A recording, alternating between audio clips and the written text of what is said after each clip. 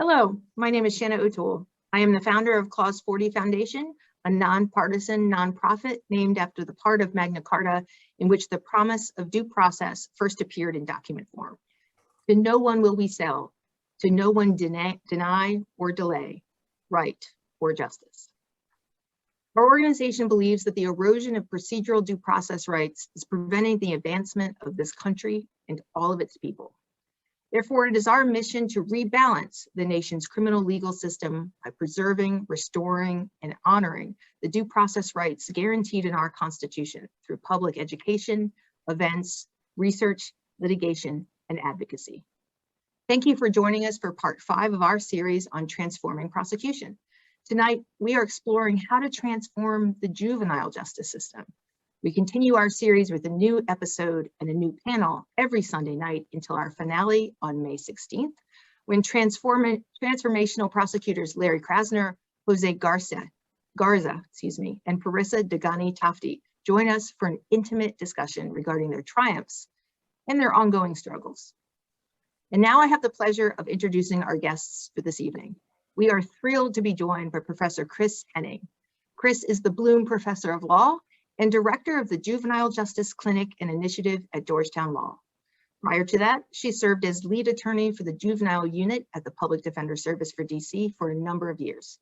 Chris writes extensively about race, adolescence, and policing, and has a book forthcoming with Penguin Random House this year entitled The Rage of Innocence: How America Criminalizes Black Youth. Nila Bala is Associate Director of Criminal Justice and Civil Liberties and Resident Senior Fellow at R Street Institute. She previously served as an Assistant Public Defender in Baltimore, Maryland, where she has also helped lead a bail reform project. Nila was also a recipient of the Yale Public Interest Law Fellowship. As part of that program, she assisted juveniles with sealing their records while serving the Public Defender Office of Santa Clara County, California. Michael McNeely is an executive with the Georgia Department of Juvenile Justice, having been with the agency for over 10 years. Prior to this, Michael served as both a military and civilian police officer. He earned his bachelor's degree in criminal justice from Georgia Southern University. And we are very lucky to have Brandi moderating tonight's discussion. Brandi Harden is currently the managing partner at Harden and Pinckney, the criminal law boutique here in Washington, D.C. Brandi is also a teacher focusing her interest in research on advanced trial advocacy, race, and mass incarceration issues in criminal defense litigation. She currently serves as an adjunct professor at Howard University School of Law, American University Washington School of Law, and Harvard Law School. Prior to going into private practice, Brandi also worked at the Public Defender Service for DC, as well as the Southern Center for Human Rights. And I am thrilled to announce that Brandi is an incoming board director of our sister organization, the Due Process Institute. Brandi, Chris, Nila, Michael, let's have some real talk this Sunday evening. Thank you so much, Shauna. It's so good to be here. So good to see everybody. I want to talk to you guys about, obviously, some of the issues that are involved in the criminal legal system and some of the issues that are involving our juveniles. So let's just kick it off with something that is, I'd say, prevalent. And this question is for you, Professor Henning, and I'm going to follow up with the rest of you after I ask this first question. So, Professor Henning, can you talk to us about how the juvenile justice system intersects with race? Wow, you start strong, don't you? Yes. So let me be clear. I think that race has defined the shape of the juvenile legal system from its very inception. And let me just walk you through history for a moment, which is that when literally from the time of slavery, right? Black children were seen as the property of the slave masters. And so whenever the slave master or overseer thought a child had committed a crime or done some wrongdoing, the slave owner could intervene and punish physically without any state oversight. And then between emancipation and like 1899, children of all races were tried as adults in criminal proceedings, right? But then in the late 1800s, a group of progressive child savers emerged, and they really wanted to remove kids from the criminal legal system and start the first juvenile court, start reform schools. Let us be clear, from the outset of the first juvenile legal court, Black children were not seen worthy of the rehabilitative efforts. And instead, they were segregated within youth rehabilitation facilities and really trained to serve as manual labor of the day. And then notwithstanding this rehabilitative philosophy, ranging from the 1960s with the onset of the civil rights era through the 1990s, we had this massive shift from rehabilitation of our juvenile justice system to law and order.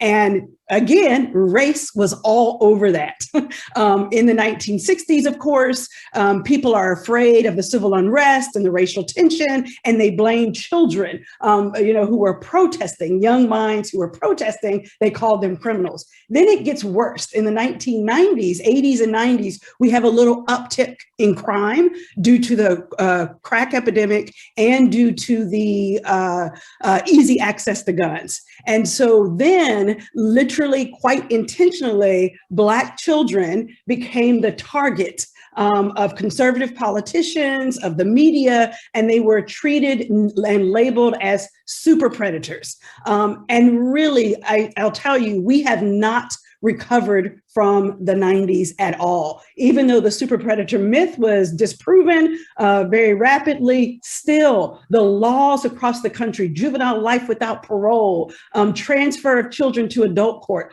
all of that is the manifestation of that 90s super predator era. When we finally shifted back to a more rehabilitative philosophy, what we are supposedly in right now, even when we shifted back, we have never been able to shake the racial targeting, the racial fears, the racial demonization of Black children. And so juvenile life without parole sentences are, still on the books disproportionately targeted at African-American children. And I know we'll get into recent Supreme Court, discussion about what's going on with juvenile life without parole. But to be clear, there is a direct through line from slavery to today with the disproportionate demonization and unwarranted fear of Black children. So you started strong, girl. It did. And now I'm going to ask somebody to follow up, and they're going to say to me, but how do I follow that answer up?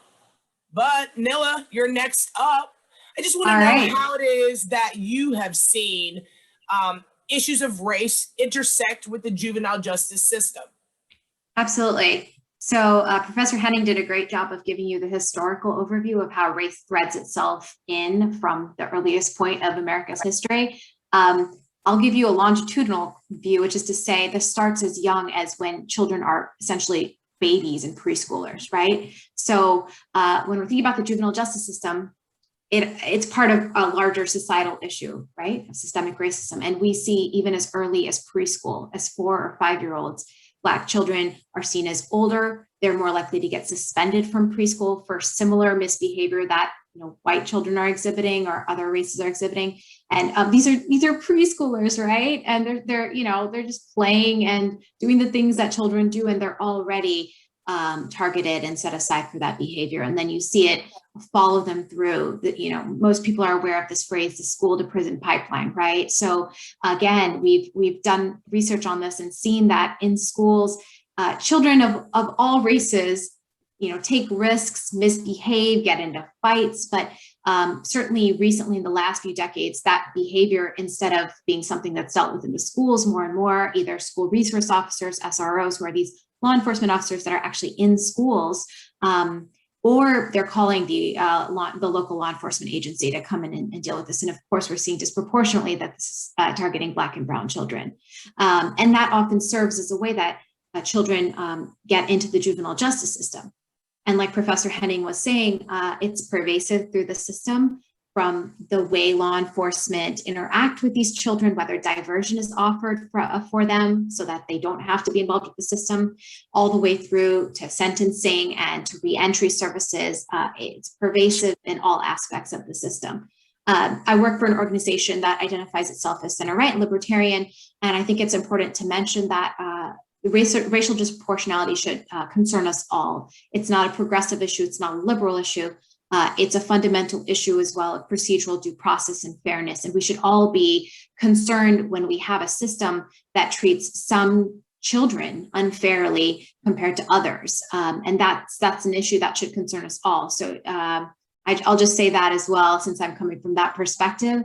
And I will turn it over to Michael, I guess. Yes, Michael. And so I heard that you had some, you've been a police officer, obviously, in your past. And so can you give us a little perspective from that point of view, in that how have you seen race and juvenile justice intersect? Mm-hmm. Yeah, your question and then what has already been discussed, it just brings to mind so many things. And I feel certain we're not going to have enough time to really get at everything I think we could talk about from each of our perspectives. But coming from having worked in law enforcement and been a police officer, the dealings that I had were so much in minority communities, and my being a minority, and I would see these young boys and girls in the community, young men and women, and you understand the power that you have from a law enforcement perspective and how important it is to not just go to the most extreme option in a situation. So many times I was in situations where, yes, technically, yes, I could charge someone with a violation of law, but would that serve those individuals the best way? Or is it better to find out more? And I use the analogy of an onion. There's so many layers that you can peel back on an onion. People are layers that go beyond what you see and what is in our environment. And unless you take the time to go beyond what you see and talk to people and find out more, then you can pull someone into a system that once that they are there, things are so often on automatic pilot. And if you get in that system, there's so much that can't be done because of the way it's been set up from what was mentioned earlier back in the 90s and even to today. So I see the power that there is in law enforcement and the importance of having empathy for other people, to look beyond your own circumstances and who you are and to see who others are, and to be able to connect that way and find ways to help people and not simply to punish people. And when you have those type of individuals, you can have success. But if you don't, then you have individuals that are simply plucking individuals out of their homes and into a system that can take them somewhere that they can't often get beyond. And I think that is important to understand, that we as individuals from all walks of life, law enforcement, law, in each of our communities are doing our part to make sure that young people have the opportunity to come beyond where they are today and be the individuals that we know that they can be. Well, that's a great segue in terms of talking about children, juveniles becoming who we know they can be. And so my question to you, Michael, I'm just going to take it back to you again, is about sort of the mentality that people have. That is, if you do the crime, you got to do the time. And so talk to us a little bit about, from your perspective, why it is that the criminal legal system should actually treat juvenile clients different from adult clients. Why, especially when it comes to serious violent crime. So let's just say a shootout, a murder, something that's extremely violent. Why should those folks, juveniles, be treated differently from adult clients? Well, because they're not adults. They're children. And the crime that is the act that is taking place is a separate matter from the individual who's been involved in that.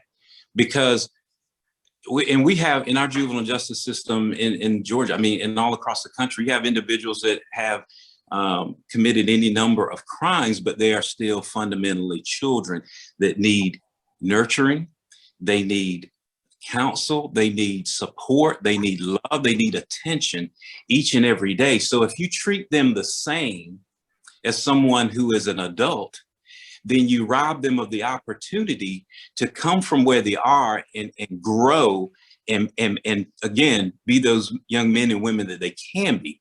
You cannot, you see, the thing we have to do is focus on evidence-based things. We have to deal with the realities of science, the truth of things.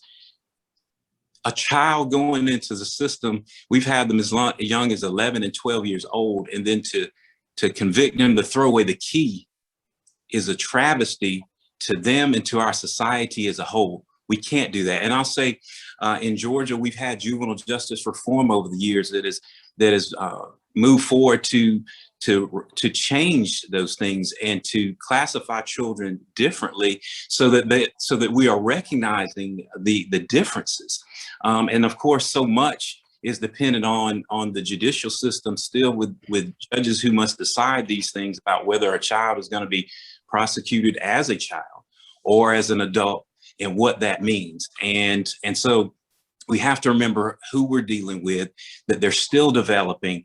And when you realize that, you know that you cannot treat them the same as you would an adult.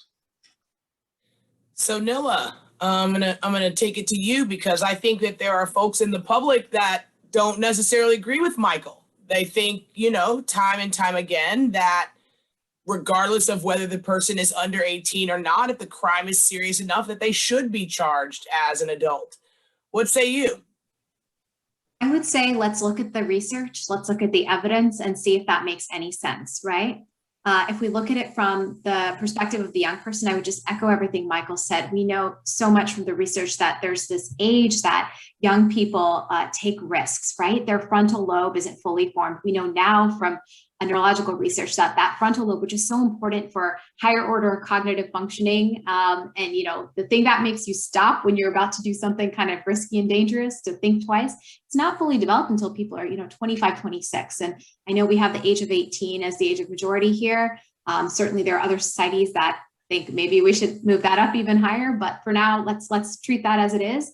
And I'll just say that we know young people are able to be rehabilitated because as they grow older, most people grow out of that risk-taking behavior, and most people just naturally grow out of crime. So we should give young people the chance. I think we should give adults the chance too. I think everyone's actually deserving of a second chance, but certainly juveniles, because we see that if we get it right, and often getting it right means honestly diverting them out of the system altogether, they go on to lead very healthy, productive, and happy lives.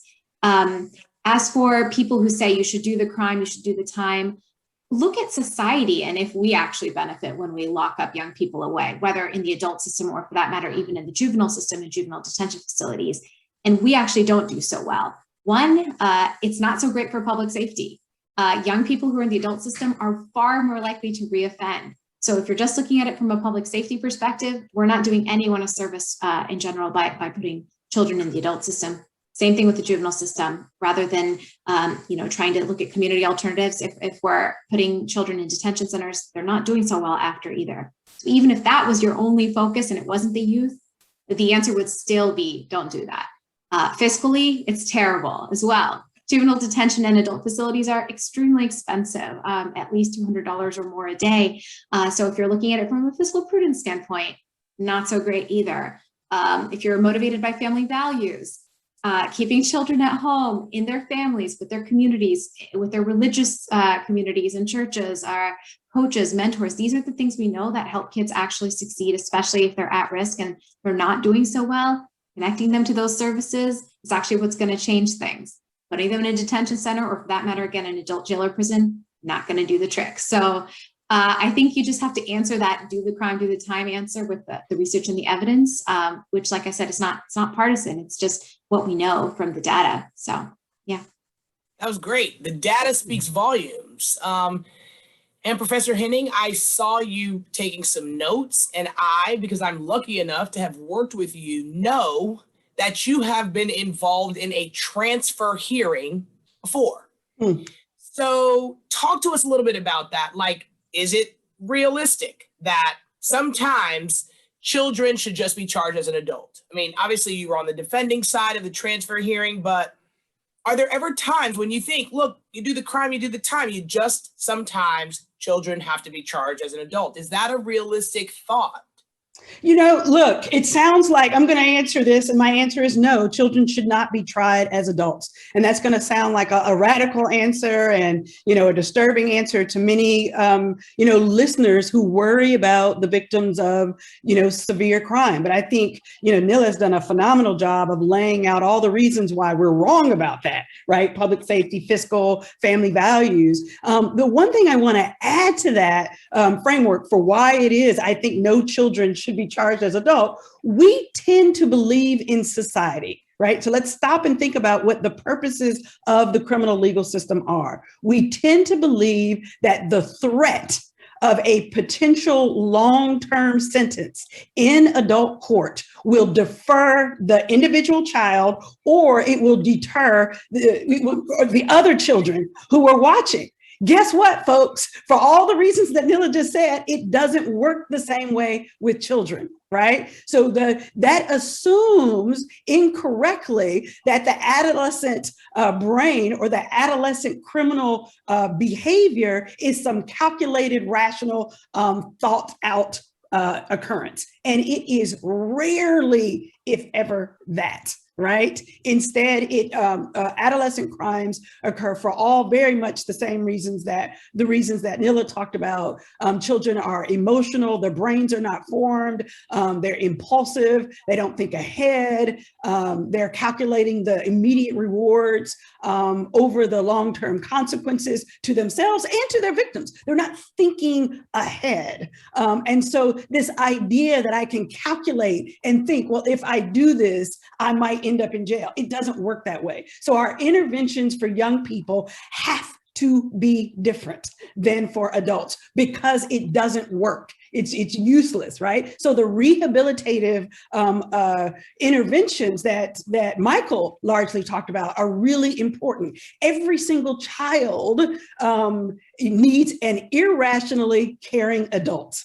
Right? And the research shows that even for severe offenders, there are interventions that work. And aside from that, we need structural overhaul so that we don't have children, finding themselves, unfortunately, involved in these situations. It's the rarest of rare child, rarest of child, who is one, completely irredeemable, and then two is like antisocial or psychopathic in the ways in which I think most people think about crime.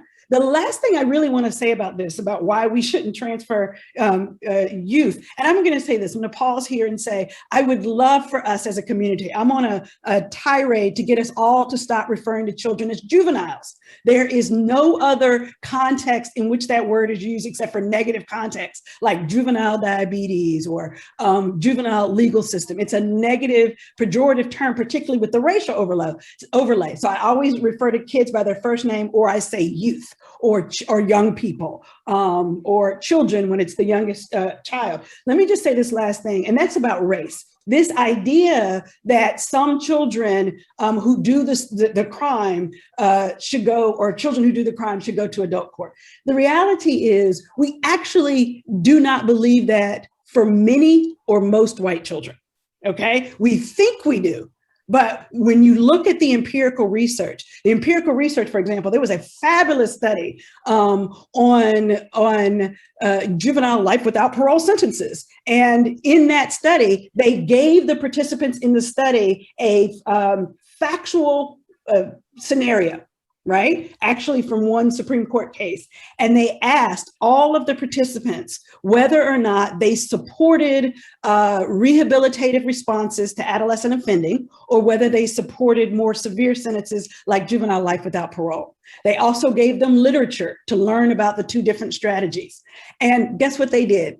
With that fact pattern, half of the participants were told that the offender in the fact pattern was Black. The other half were told that it was white, that they were white. When the people in the study believed that the offender was a Black person, all notions of rehabilitation went out the window, right? People were far more likely to press for severe sentences for juvenile life without parole than they would for when they thought that the kid was white. And we've seen it time and time again in society. You know, you've got kids who've done severe things who don't end up, you know, with juvenile life without parole for the rest of their lives. So we have other alternatives when we want to. That is so interesting. I do want to ask everybody something. I'm going to interject myself here a little bit. I've obviously practiced as a public defender for the beginning of my career, and the youngest juvenile client that I had was 8. Can everybody tell us what is the youngest child that you've ever encountered in the, let me see if I can get this part right, the juvenile legal system? Not talking about a juvenile, but right, the juvenile exactly. system. Yes. What is the youngest that you have encountered a child? And I'll take it to Nila, and then Michael, and then Professor Henning, I'll end with you. I think 12, which I think is way too young, but I practiced a little bit, I guess, in a little bit more of a progressive area. So maybe I was lucky in that way, I suppose. And Michael, what about you? Just in terms of the youngest that you've ever encountered? Yeah, I'm thinking it maybe 10 years old. Definitely we've had 10 years old in our system. And again, regardless of the crime that's been committed, when you see a 10-year-old, you see a child, and you start thinking about where they're going to be for the foreseeable future in an environment with, you know, doors that shut behind you and lock, barbed wire fence. I mean, it's a dramatic change for anyone, much less a 10-year-old, and it's heartbreaking to see, and even more challenging to deal with when you think about the realities of where they are and what will come after. Yeah. So I must say, I like to win. This is not a conversation I want to win in terms of having the youngest child. So, Professor Henning, I mean, tell me, yeah, this is not one I want to win here. Look, so here you go. Here you go. So my own personal client was 9, but I'll tell you this, Brandi, so that you don't win. Look at the news. We have seen 6-year-olds, Yes. who were put in handcuffs. Right. And I think to really build upon Michael's point, there is a growing body of research on the traumatic effects of policing of children of color. Right.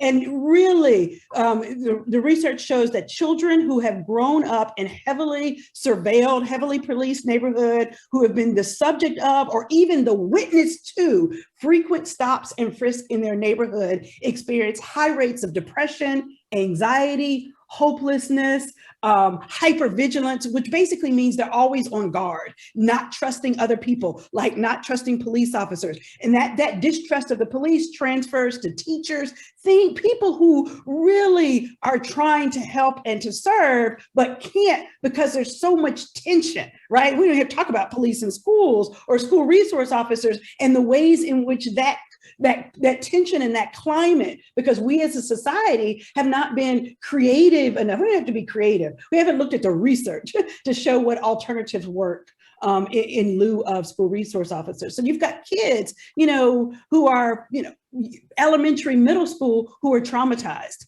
by this early policing. I'm glad you used the word trauma, because that takes me into my next sort of set of questions. Pooh, the young man who we watched, obviously, during our program, spoke about seeing and witnessing people be shot, sometimes maybe even murder, in his youth. And so what impact do you think that trauma has on children who end up in the juvenile legal system? Is it prevalent? Is it not prevalent? Again, both you, Professor Henning, and you, Nila, have a lot of empirical research, empirical data that talks about that. So share with the audience about whether that's something that's prevalent or not so much. And I'll take it back to you, Nila, because I have just stayed on Professor Henning so much because she has such a wealth of knowledge, as do all of our panelists. So let me take it to you, Nila. Sure. I'll say the quick answer is yes. Trauma plays a huge role in our young clients' lives. I'll just say, like, anecdotally and personally, I specifically was working on this juvenile record sealing project, and more specifically than that, most of my clients had sex offenses from their past. And these were, when they were fairly young, 12, 13, or 14, and in every case to a T, they had been abused themselves. And again, I'm not saying this is research, but this is certainly something I found significant. Same thing when I looked at some of my clients who had serious or violent offenses like assaults. When I started asking about their youth and what they had witnessed, almost always there were occasions that had probably led to some form of post-traumatic stress disorder, whether it was abuse or witnessing something violent. I think it's hard to escape that fact of when you start seeing it in almost every client's life, when you start inquiring about their past and you see these incidents that would have been difficult for an adult to process, but to do it as a child, and certainly not to have interventions that might have mitigated some of the harm. Like I'm thinking of therapy and things like that here, and then having to live with that. It's not surprising to me that we see that in our clients' lives, and then that comes up again. It's a cycle that repeats until there's some intervention that actually can help, that can be positive. And I'll tell you, the intervention that doesn't help, again, is detention facilities, jails, and prisons. Those tend to exacerbate trauma, create more trauma, and then you release these individuals who are supposed to re-enter into society and be able to succeed, but often there's even more trauma on top of that, which makes it very hard for them to succeed. I'm going to go to Michael, but I'm going to launch a question back to you, Nila, about whether detention facilities ever work, but not just yet. Michael, I think you've had a unique opportunity to see neighborhoods, right? That is, certain neighborhoods where you have interacted with young children. So could you tell us whether you have like personal knowledge of whether or not the children that end up in the juvenile justice system, like, do you know that they've experienced trauma? You've been to that area, you know that a trauma occurred there, you know that that child was there. And so do you have, sort of any information about how much trauma really impacts the children that go into the juvenile legal system? Yeah, and I've seen it from both perspectives, both from a law enforcement perspective as well as juvenile justice. In fact, when I was a police officer, I didn't know all of the resources that were available and some things that we should do from a law enforcement perspective as far as victim services and counseling and other things that can be achieved while a kid is not in detention. And then to see it from a juvenile justice standpoint, where I would say easily at least half of the youth in our care have experienced trauma. And you're able to see it more from a law enforcement perspective the more time you spend within the community when it's not confrontational. So one of the things that I found important was when I was policing is not just to come around when there was a 911 call or there were some kids out in the community after a certain hour, but to come when everything was fine, when I could talk to people and get to moms and dads and grandparents and aunts and uncles and talk to the kids. And those were the times where I was best able to see the circumstances beyond the actions that we sometimes see from youth, where mom is working 3 and 4 jobs and is not there, and a child is being influenced by a crowd that they wouldn't be a part of except for the fact that mom's not there, or someone who's abusive, where something's going on, but you're just not able to prove it yet.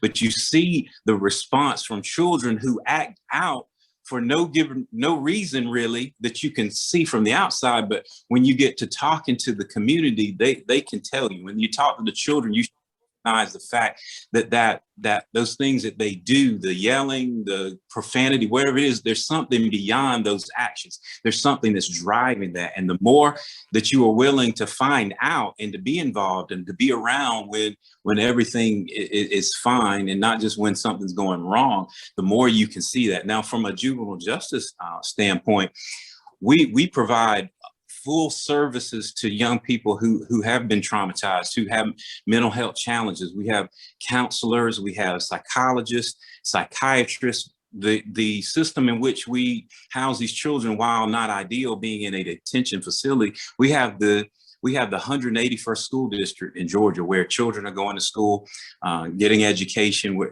their GEDs or their diplomas.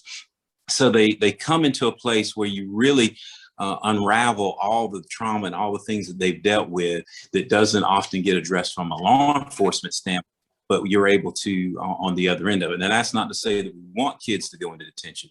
We've got to put more resources towards law enforcement, understanding those resources that are out there and understanding the importance of seeing beyond what's right in front of them that's obvious and not into the details of young people. That's a really good perspective. Professor Henning, I know you have a unique perspective on this, so tell us a little bit about it. Yeah, I mean, look, on your trauma point, to be clear, there is very recent data showing that about 72% of all children today have experienced at least one traumatic event in their lifetime. 1 in 10 young people or school-age children have trauma that is so severe that it requires mental health intervention. So we as a country, right, are really in crisis in that regard. And then children of color, even more so. And so I really appreciate Michael's reflection on, a rehabilitative public health response. But I agree also wholeheartedly that we have to do this before kids ever end up in a detention facility. And even children who get arrested, let's instead invest our resources, reinvest our resources into mental health counselors, both in the school system, from elementary school all the way through high school, and have a true public health approach means there isn't a law enforcement response because it's not necessary. I don't want you to lose your job, Michael. But, meaning, I don't want to put you out of business, but you know what? I'd love to have someone like you. I love, what you're saying. I'd love to have you as my counselor for my child instead of my police officer or my correctional officer for my child. And I think that's what we have to do. And I think with regard to public safety, folks are really, I know I can hear you out there in the audience saying, well, what about public safety? And the reality is there are alternatives. There are research-based alternatives, things like violence interrupters in the community, social emotional learning for children in the younger grades so that they can learn how to do conflict management, emotional control, self-regulation, those things that we think are, that we know that work. Right. So there's ways to do this. A true public health approach takes us completely out of the legal system. And as Nila said, once you get a kid into the system, it's the worst, and particularly in detention, it's the worst thing that you can do. But I know you said you're going to come back to that, so I'll leave that alone. You have segued right into it, Professor. Right into it, because you were talking to our audience. And I think that there are people that are out there who are thinking, I'm hearing you guys talk, I hear what you all are saying, but there are just some crimes. Don't you agree? They're saying that children have to go to a detention facility. They just cannot be on the streets. What do you say, Professor Henning? I mean, because I'm talking about the people in the audience. Obviously, absolutely, we all agree. Look, I don't. Reality. Look, I don't want to be Pollyannish, okay? And I don't even I'm not even going to come here and take sort of this absolute radical abolitionist approach here tonight.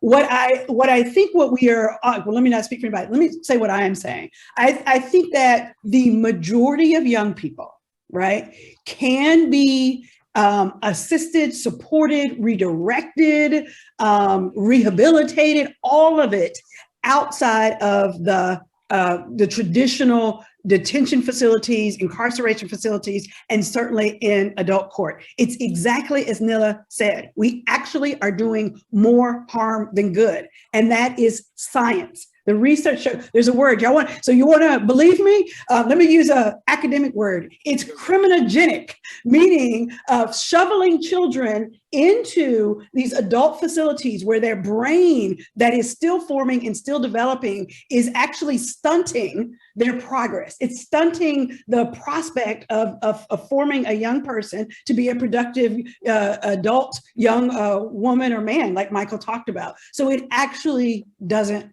work. And so it's not that, so there's that. Then the other side, what people I think are saying is, when I hear these debates, is that the victims matter. And I agree, victims matter. I have been, a victim. My family has been a victim, right? So it's not, so when we advocate for reform of the juvenile legal system, we are not disavowing victims. What we are saying that there are alternative ways, restorative justice responses, right, that speak to victims' needs. And moreover, look, when victims' families are often educated around the alternatives, the public health alternatives, and they get an opportunity to be heard, their pain is recognized, they often actually come around to believing that the young person should be released, or at least get a second chance upon being demonstrated. And I thought in the film that we just saw, the doctor, absolutely,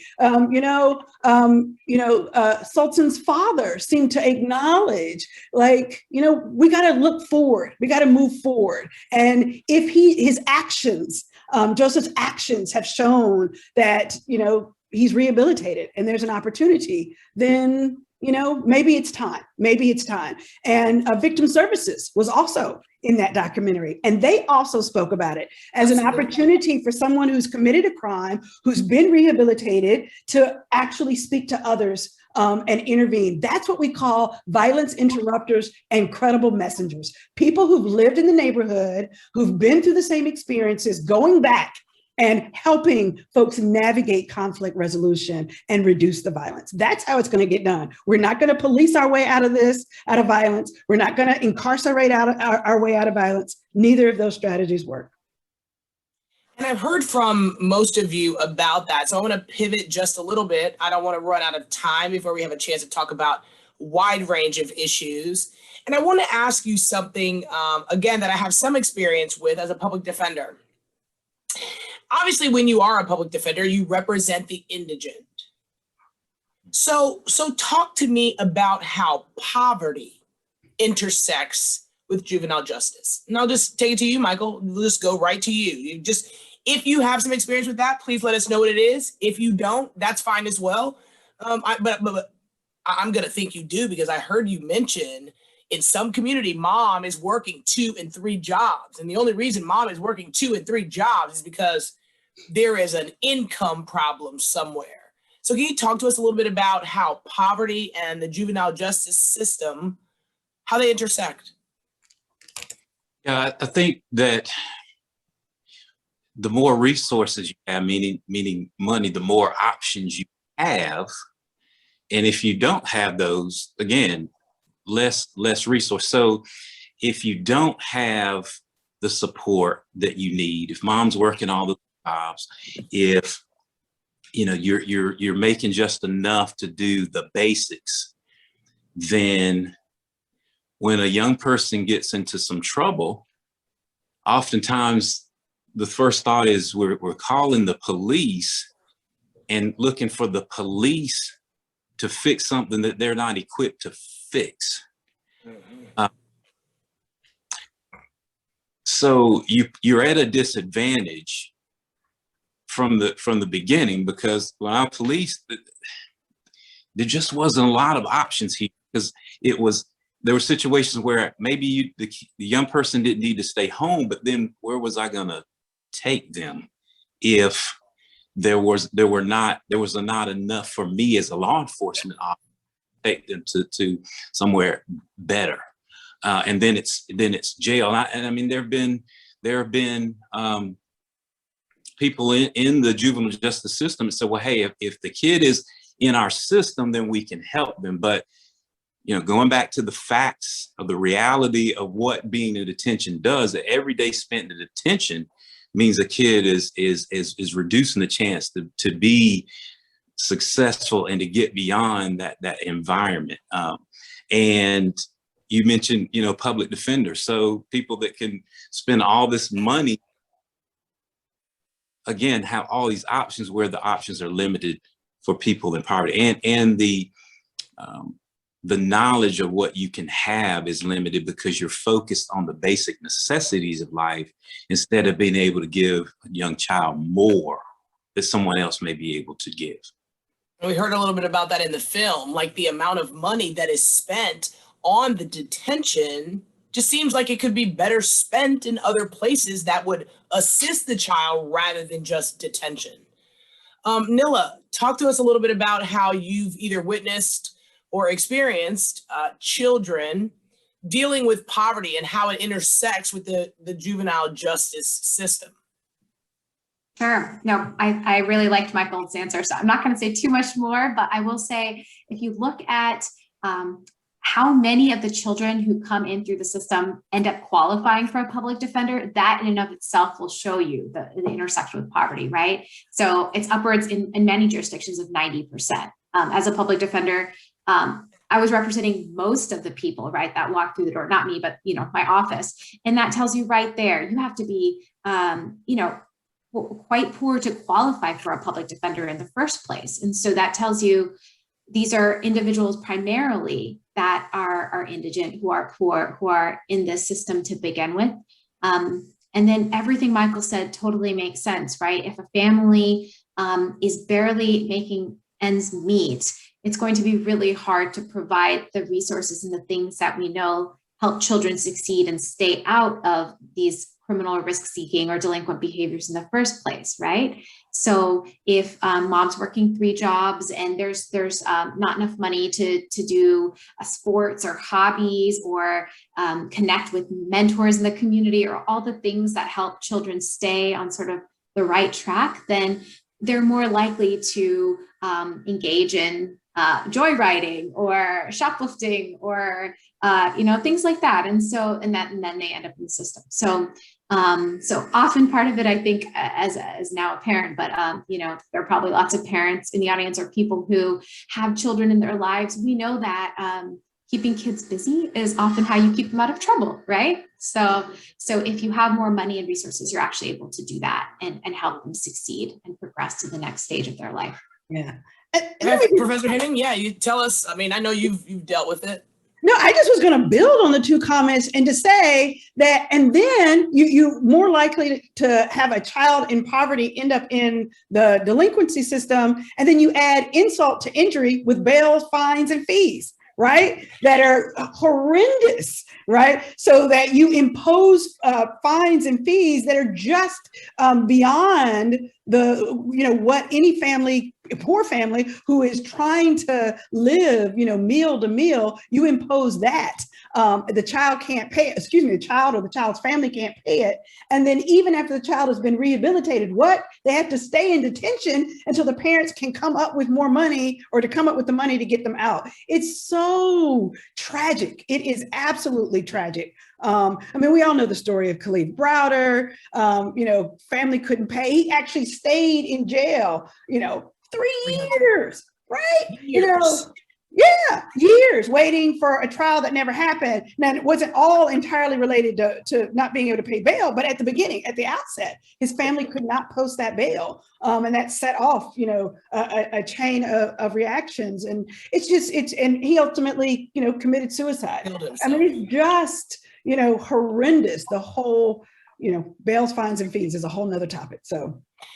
And here we are, just speaking of Khalif Browder, here we are in 2021, 5 days ago, maybe 3 days ago, I'm not sure exactly when, we have a Supreme Court ruling in Jones versus Mississippi that says we don't need to have a separate finding of incorrigibility before you impose life without parole for a child. You like how I got that language right, Professor Henning? Yes. For a child, not for a juvenile, for a child. Yeah. But talk to us about that, right? I mean, these are the things that we're dealing with in the criminal legal system all the time, trying to convince a body of judicial officers of the child's or even a young adult's ability to be rehabilitated. So can you talk to us a little bit about that decision and the impact it's about to have on hundreds of children? Yeah. Professor Henning? Sure. So, I mean, look, let me just say, this is a really sad week. It's a sad week in so many ways, but especially in our Supreme Court. I mean, this decision, Jones versus Mississippi, really rolls back a substantial progress that we had made we had two prior Supreme Court cases before Jones, Miller and Montgomery. And in Miller and Montgomery together, let's just say, really set forth the substantive proposition that juvenile life without parole was cruel and unusual punishment in all but the rarest of cases involving children, right? And what happened with Jones versus Mississippi is that the majority, led by Justice Kavanaugh, really reduced those two rulings in Miller and Montgomery to a hollow, meaningless procedural rule, basically saying that if the state court says, right, gives lip service to having considered the youth of the child as a mitigating factor in determining whether or not a juvenile life without parole sentence is appropriate, then that's enough. That is hollow. If there is no real meaningful analysis as to whether or not this child is amenable to rehabilitation, then those two rulings are essentially ineffective at this point. And so it's tragic. And to be quite frank, and I love, Justice Sotomayor, I mean, she broke it down. It was a political ruling. It is an upending of precedent. Right? To say that is not what was required by Miller and Montgomery. And so basically what they have done is they have basically taken the dissent in Miller and Montgomery and converted that to the position that they wanted and then claimed that they were following precedent. So it's a tremendous omen for what's happening to the Supreme Court, not just in the criminal legal space, but throughout the constitutional rulings and what's going to happen. I think for kids, it's really bad. We've got like about 1,500 kids on serving juvenile life without parole. 70% of those are children of color. And this is going to make it easier for state courts to maintain those juvenile life without parole sentences when they go up for resentencing. Okay, when they had previous mandatory juvenile life without parole, now it's discretionary at the state level, and basically the judges, the state courts are going to rubber stamp it. So I now look to prosecutors, right? And I look to state legislators. We've got to make some changes to outlaw juvenile life without parole on the statutory books, and we got to, for the states that aren't taking juvenile life without parole off the books, we need prosecutors who will step up and say, I'm not gonna ask for that. Yes, Nila, talk to us a little bit about how this is a big decision in 2021 to be talking about the life of children and how they are going to spend the rest of their days potentially behind bars. Can you talk to us a little bit about that? Yeah, no, I agree with Professor Henning. I think she did a great job of summarizing the case and its effects. And it's a terrible ruling. It's quite hypocritical, if you ask me, because we see sort of the conservative movement wanting to stick to precedent, stick to stare decisis, which means following the cases that came before. And here you see, and Justice Thomas actually mentions this, that really they're overturning Miller and Montgomery in this decision. So let's come out and say what they actually did.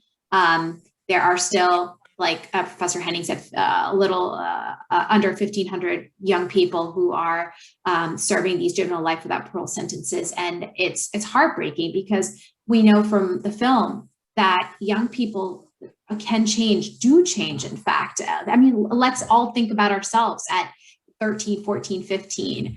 Are we the same person? Likely not. And would we want to be held to the biggest mistake we made at that age for the rest of our lives? Certainly not. I mean, it's embarrassing, right? When we think back and think about some of the things we did at that age, because you're just figuring life out, and to essentially trap young people in that mistake for the entirety of their life. It's truly heartbreaking. It's as District Attorney Krasner said, most people are not monsters. They're not, incapable of change. It's the exception that that person is trapped like that, and most people do change, and that's why his office is looking at these sentences and reevaluating them. Michael, if you want to add something, feel free. If not, I'm going to pivot to another question, but I'd like to give you an opportunity to talk about a decision in 2021 that is going to be have some really long-term impacts. Yeah, and I don't know all the details of the case, but I know what we've been talking about and what we believe. If the point in society to hold accountable, yes, we should hold people accountable, but holding people accountable should look different based on who we're talking about. We're talking about young people who will inevitably change and grow over time.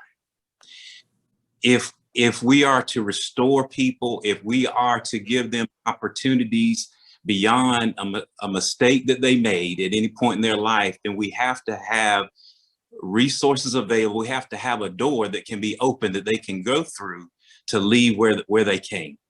And when we do things that are contrary to that, what we're really saying is that all we care about in a society is about punishment. And that is a travesty to humanity that we should all hold dear for the people all across this country that deserve better.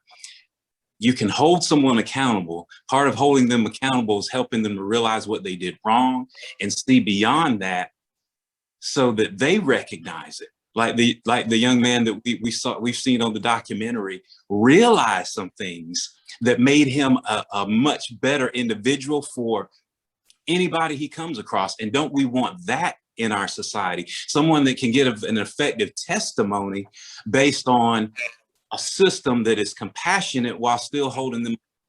We have to make a decision what we're gonna be, who we're gonna be as a country. And I want to be a part of a country and a system that says someone can do better than where they've come from in their past. Well, you took me right into my next question. I said I was going to pivot, and you pivoted right into it. So let me ask you this. There are lots of people who are watching us tonight who are thinking, I'm just not buying it. I hear you guys, but if somebody is 16, 15, 17, they kill my parent, they should not get out of jail. That's it. It's a murder. I don't care what their age is. So I think they should stay in jail long term. Could everybody give us 3 solutions to this problem? The problems that we've discussed tonight. You can address any part of the problems that we've discussed tonight, but for the folks who don't believe sort of the same things that we believe here, that children are rehabilitatable, give us 3 things that will actually work, some solutions to this issue. Oh, I was talking to you, Michael, because you pivoted right into that question. You talked about the open door, and so you walked right into that question. All right. Well, let me think. Let me go with the first thing that comes to mind is, and listen, I can only imagine what it feels like to lose a loved one. So no one in our conversations, I know we are not diminishing the realities of the pain that individuals experience, the victims. But I think to get to a point where you understand the importance of this young person being able to get beyond this and be rehabilitated is to understand where they came from.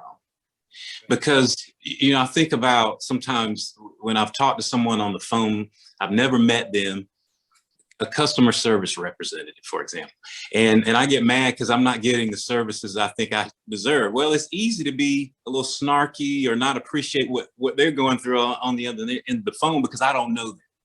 But for a victim to be able to see what someone has gone through, the trauma that we've talked about, the mental health challenges, sometimes the abuse, and all of the circumstances around that individual, I think that is a key to being able to forgive and to understand that this person needs an opportunity beyond the crime that they've committed. And I know you asked for 3, but that's the one I got for you.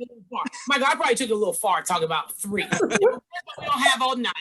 Thinking about give you a heads up. So that was probably a bit much to be saying, give me 3. Your 1 was perfect. He's trying to get us to save the world in an hour. Like, come on. I'm like, we've got all of you guys here. Let's talk about some solutions. Nila, I have reduced my question to 1 solution, 1 good solution. Aww.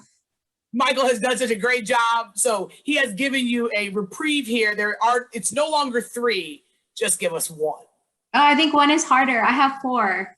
Okay, can you give us all 4, please? Yeah, I'll be really quick though, because I think we've talked about all 4. So it's a summary, right? So the first is detention doesn't work, right? So I'm thinking about, I mean, I can't truly put myself in this victim's shoes that you just described, but my sense from understanding what victims want is they don't want this to happen to somebody else. They want to see justice in the sense that there's some improvement, there's some way forward, both mentally and practically speaking. And if locking a person up actually deterred them or anyone else from doing this, then I get that. Throw them in jail, lock them away, throw the key away, but it doesn't work, right? We have the research that says that. So let's do something that works instead.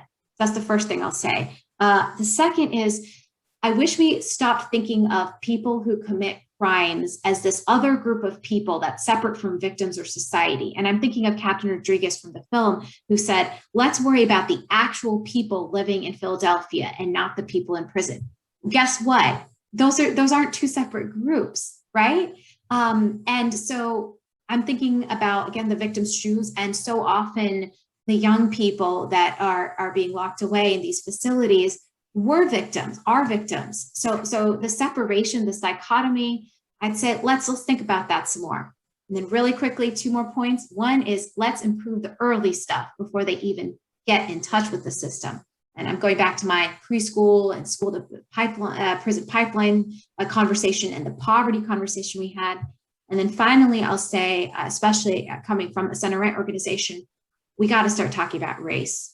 We've got to start talking about race and not being scared of talking about race, especially as uncomfortable as it is. And we got to center race in our dialogue about the criminal justice system and the youth justice system, and not shy away from the harsh and sad reality that there are different systems of justice if you are a Black or brown child.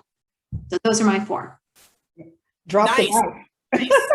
You did drop the mic. Although you are going to get the last word on this, Professor Henning. I know that you have written extensively about juvenile justice issues. You have a book or 2. Let me not take away your shine. And I would ask you, you give us 1 or 3 or 5. We're not going to do it in an hour. If you want to do 1, feel free. But I know that you've written extensively about this, and I would just like to hear your perspective on this particular issue. Yeah, so let me start with this notion. I mean, sort of the very question assumes that, do the time or do the crime, you do the time. Do the time where?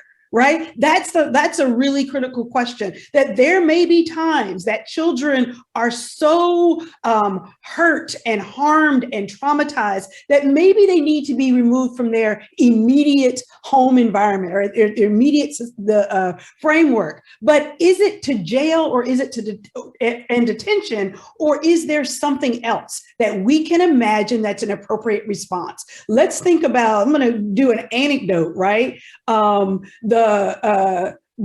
analogy. You remember the Slender Man girls? the two girls who murdered their friend in the forest because they said that, Slender Man told them to. What did we do with those kids? We decided those kids were mentally ill and we put them in mental health institutions, right? That's at the extreme. Do you see what I'm saying? And this goes to Nila's point about changing that narrative about Black kids and brown kids versus white kids, right? We can't imagine, right, that a Black kid is, could be helped or served or treated in a rehabilitation facility. So I want us to think about what is a public health response, even to the most serious crimes. And there's folks want to look it up: family functional therapy, multi-systemic therapy. There are interventions that have proven to work even with the most serious offender. So that's true. I also will say, I'm getting a little echo effect here. Also would say, I want to go back to, I think both Nila and Michael have referred to this, but the structural reform. And I know DA Krasner references this as well. Structural reform, right? Poverty, education, housing, economic opportunity for all children of all races, right, is huge. That is a long-term solution. It doesn't get at your immediate answer, but as long as we invest in prisons and jails and detention facilities, we're never going to have the kind of structural reform that we need. And then, I would say, I love Nila's point. I had written that down, this false dichotomy between victims. Think about Joseph, Chamberlain's story, right? It's tragic that he killed Sultan. It's tragic, okay? It was also tragic that he was beaten. It's tragic that his sister was shot and killed. We think about Brett Jones versus Mississippi, that Supreme Court case you asked us about. Also, absolutely extraordinary, devastating, life circumstances that he comes from. So this notion, people say, do the time, do the crime. Where's everybody when they needed help? Where was everybody? Where was the system, providing support for him? And then I'll end exactly where Nila ended, because you can't end this conversation without the race. We have to radically shift the narrative about Black and brown children in America. The bottom line is we have to figure out how to remember that Black and brown children are children too.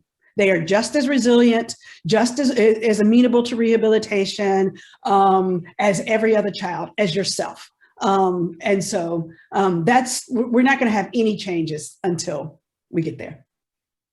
Mr. Chamberlain gave us such an opportunity watching the film tonight to have these discussions. I just want to thank all of you. You are outstanding panelists. You made my job easy. So I really just appreciate all of you and all of your time. So thank you for that. Thank you, Brandi. Thank you. And I want to thank each of you as well. I, for one, learned a lot this evening, and I'm incredibly humble and incredibly grateful to each of you for that. And thanks also to our viewers for spending their time with us. Please visit our website, clause40.org, to register for next week's episode and next week's panel, where Jason Pai of the Due Process Institute will moderate a discussion with Inamai Tedier of Justice Action Network, Amra Ahmad of the ACLU, and Kevin Ring of FAM, as they discuss a number of ways to transform the federal criminal legal system to be more effective, more efficient, and more fair. Until then, take care, everybody. Take care. Night.